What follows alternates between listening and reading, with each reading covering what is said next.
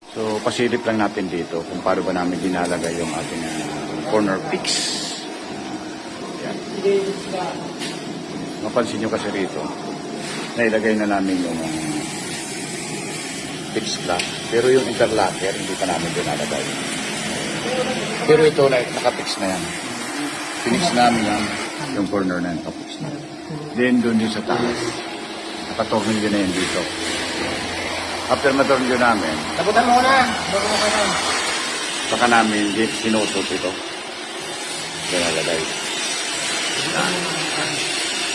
Baka manyabak sa bayan. Kabila. Tabutan mo.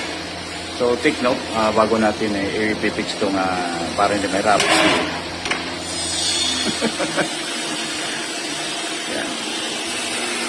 Bago ilagay itong i-fix itong glass, lalagyan mo lumagdagay ng stopper doon kasi mahirapan eh. So, yan kasi, pagkatapos ng may fix, Pag-save mo yung dead, mataas ka ganun dito to. Isa ng right. Arto. so yan, tutulak natin yan naman dito.